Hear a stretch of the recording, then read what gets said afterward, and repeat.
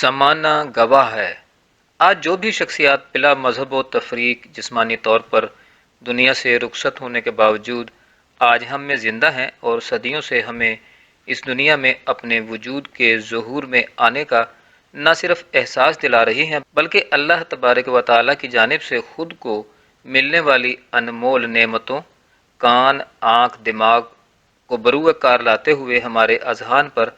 ان مٹ نقوش چھوڑ کر ہم سب کی حقیقی منزل لقائے رب کے حصول کے سفر کو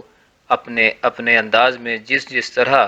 سجھاتی رہی ہیں، اگر ان کی جد و جہد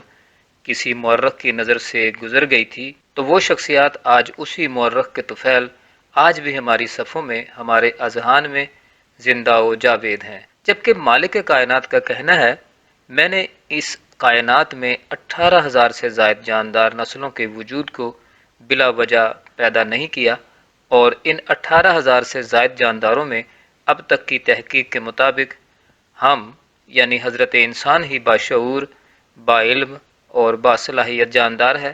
جس کی بنا پر اس کائنات کو بنانے والے مالک حقیقی رب العالمین کی منشا یعنی لقائے رب کی منزل کے حصول کی ذمہ داری بھی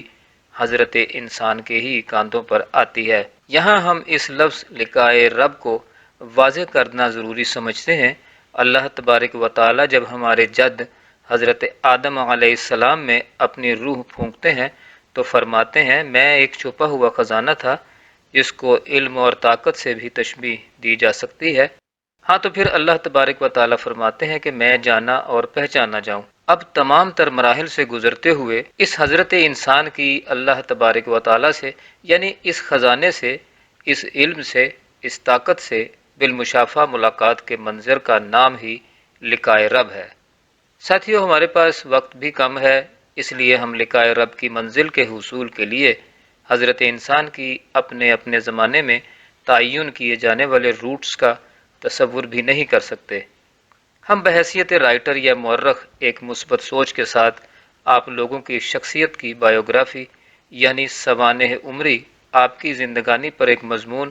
مرتب کر کے موجود اور آئندگان نسل کے حضور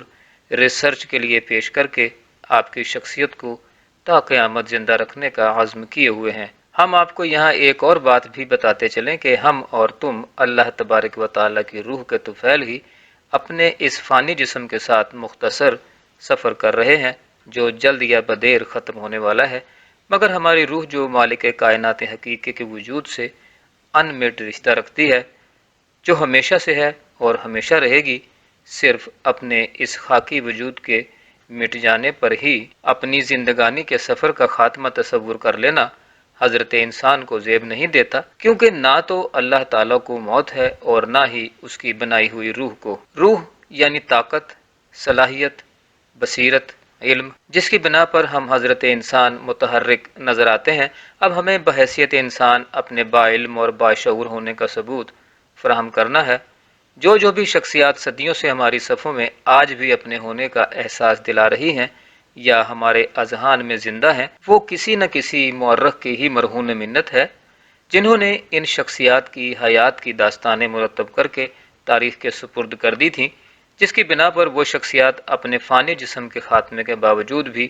آج ہم میں زندہ ہیں، اور زمانہ گواہ ہے ان شخصیات میں سے کسی ایک کو بھی ان کی اولاد یا نسلوں نے زندہ نہیں رکھا۔ ہمارے وجود سے نسبت رکھنے والی ہماری نسلیں